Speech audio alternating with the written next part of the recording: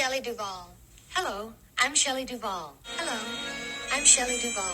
Hello, I'm Shelley Duvall. Hello, I'm Shelley Duvall. Hello. If you know who Shelley Duvall is, I can already tell that you probably are a Gen X. Girl, you probably got at least 10 boxes of tarot decks in your house.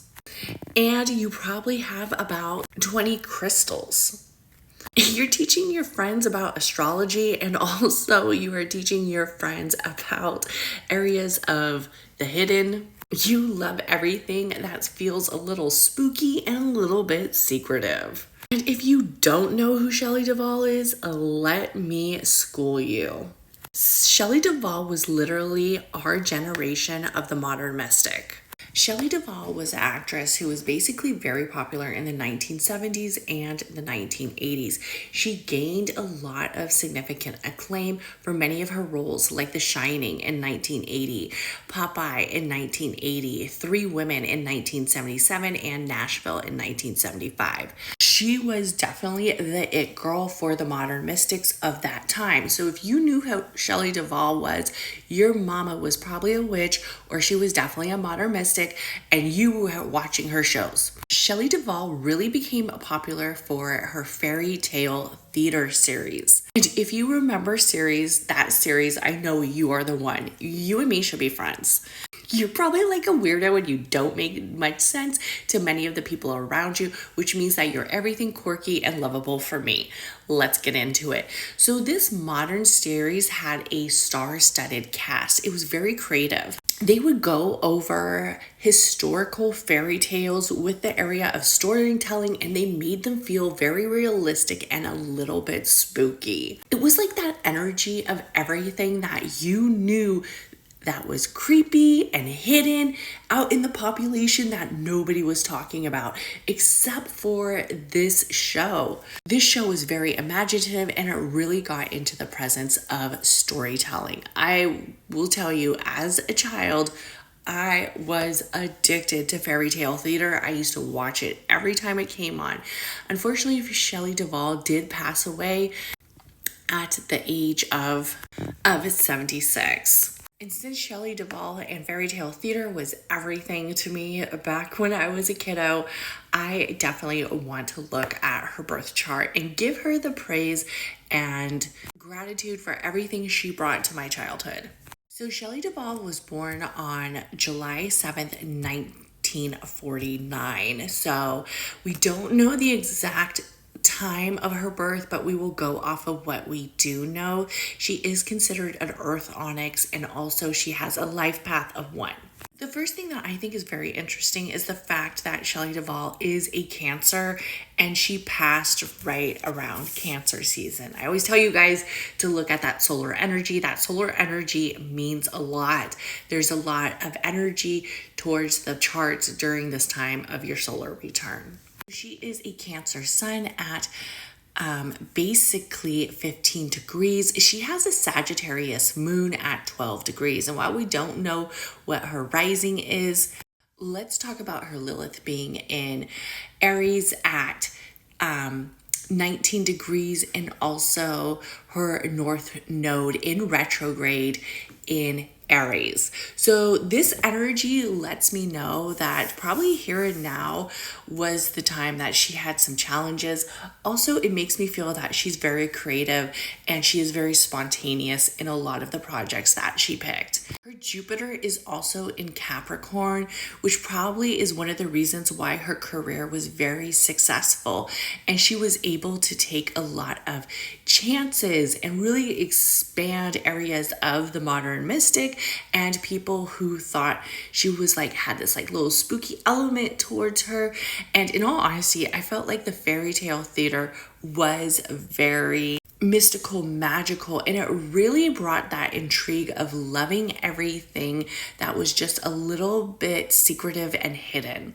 She also has a Neptune in Libra, which lets me know that she dreams big in the areas of positive relationships and also the areas of contracts.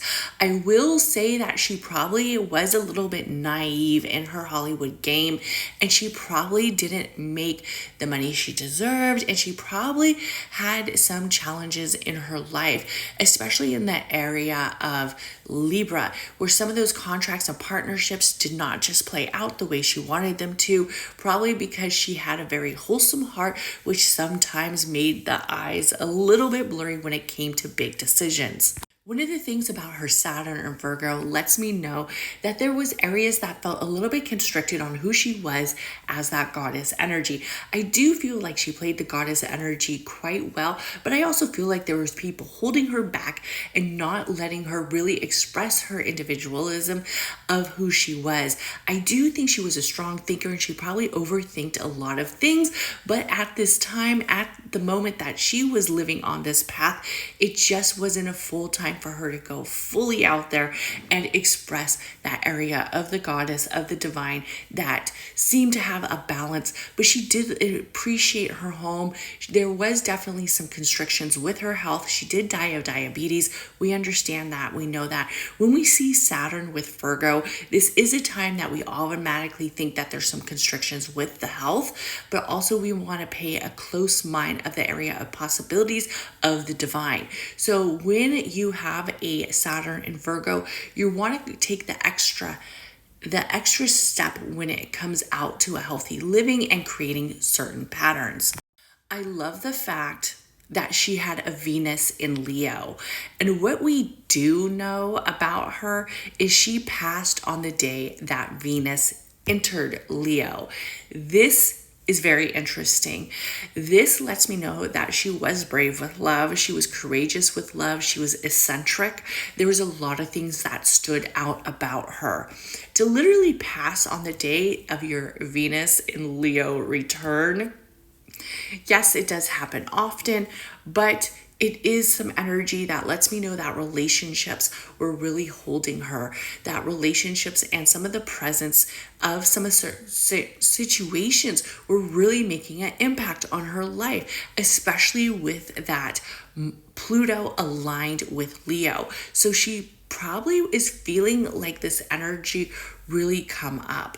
And what's also interesting is now this Pluto is transitioning over the area of Aquarius. So it makes me wonder, what house placement was it in? Let me know what you think in the comments. What I would say stands out to me the most is the Uranus in 1 degree in Cancer. This area lets me know that she was rebellious. She knew who she was and she was going to express it. She did not care what the corporate giants thought. And when I did some research about fairy tale theater was definitely seen as fun and loving, but it also had that presence of like the Grimm's brothers, where it was a little bit creepy and it was a little bit spooky. If you don't know who the Grimm's brothers are, you need to definitely look them up. They were the storytellers of all storytellers. She was definitely a rebellious energy when it came to what people wanted her to do. And she stood firm on this, as we see this is placed with her sun element. She also has a Mercury in Gemini, would let me know that she was able to express herself quite well. A lot of people with Mercury in Gemini look very young for their age. When we see Mercury in the area of Gemini, it brings that energy of youthfulness. And she did have that energy of youthfulness when she was younger. We have to remember that when she was younger, she looked like a teeny bopper. Even though she was an adult, she definitely had that area of the soft, of youth, of areas of being fun loving. And then she had her Mars in Gemini. Her Mars in Gemini let me know that she wasn't afraid to communicate her feelings. She wasn't afraid to think. She wasn't afraid to put herself out there. She really liked that area of getting to know people, getting to know certain situations, getting to know and really deep think about a lot of things. I do feel like she was definitely somebody you would not want to start an argument with. Homegirl would not shut up. I'm just saying, I can see it in her chart. So, in loving memory of Shelley Duvall, thank you for being such a masterpiece in my childhood memories. And everybody have a great day. Let me know what you think.